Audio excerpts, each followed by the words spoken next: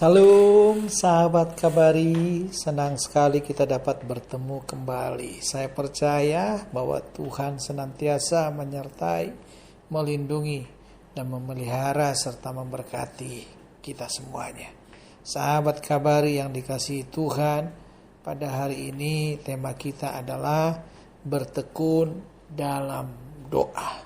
Ketika dikatakan bertekun dalam doa, kita harus memahami bahwa kekuatan doa kita tidak hanya untuk menghasilkan jawaban doa, tetapi juga membentuk karakter kita, membentuk karakter orang yang bertekun dalam doa, sehingga mereka nanti akhirnya memiliki karakter Kristus di dalam dirinya, atau di dalam diri kita yang bertekun dalam doa.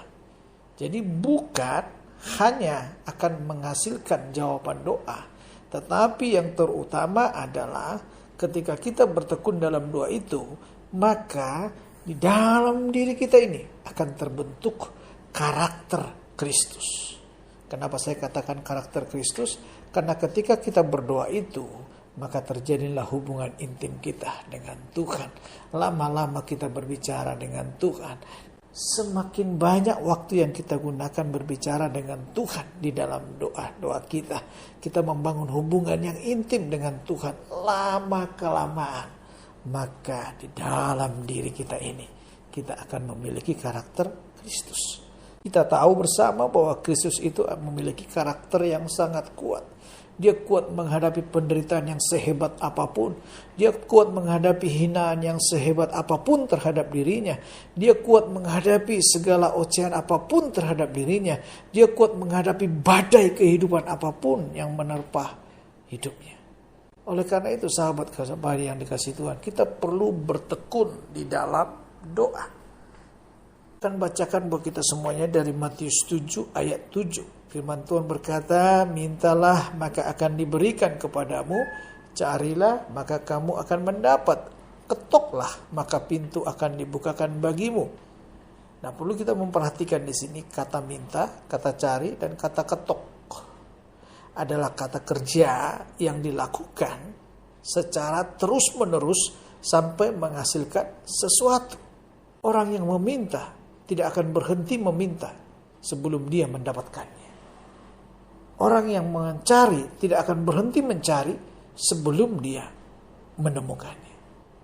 Demikian juga dengan orang yang mengetok pintu. Orang yang mengetok pintu tidak akan berhenti mengetok pintu sampai pintu itu dibukakan baginya. Di sini yang disebut dengan bertekun. Dan hal ini berlaku dalam doa kita juga. Kita harus bertekun dalam doa. Apapun yang terjadi dalam kehidupan kita, kita harus tetap bertekun dalam doa. Bukan hanya ketika kesulitan menerpa hidup kita, kita bertekun dalam doa.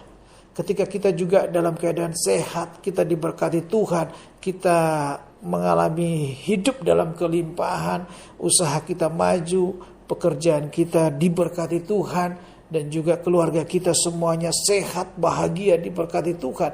Di momen-momen seperti itu juga kita harus terus bertekun dalam doa. Perlu kita untuk bertekun dalam doa. Sebab ketika kita bertekun dalam doa, maka disitulah terletak kekuatan kita untuk tetap bisa berdiri teguh dan untuk bisa memberikan respon-respon yang baik terhadap situasi demi situasi yang sedang terjadi tersebut. Orang yang bertekun dalam doa, maka hidupnya akan senantiasa dipenuhi dengan damai sejahtera daripada Tuhan. Amin. Bapa kami yang di surga, terima kasih buat renungan hari ini. Kau mengajarkan kepada kami supaya kami bertekun dalam doa. Dan kami percaya Tuhan, saat ini hamba berdoa supaya roh semangat berdoa itu memenuhi kami semuanya. Sehingga kami memiliki semangat gairah berdoa. Membangun komunikasi kami dengan Tuhan. Membangun hubungan intim kami dengan Tuhan. Karena kami tahu ketika kami berdoa, maka kami akan semakin diubahkan oleh Tuhan. Sehingga karakter Kristus itu ada dalam hidup kami. Dan kami akan semakin kuat menghadapi apapun, dan kami akan memiliki respon-respon yang baik, respon-respon yang benar atas setiap situasi kondisi yang diperhadapkan dalam kehidupan kami. Terlebih daripada itu Tuhan, segala pergumulan kami ada jalan keluarnya.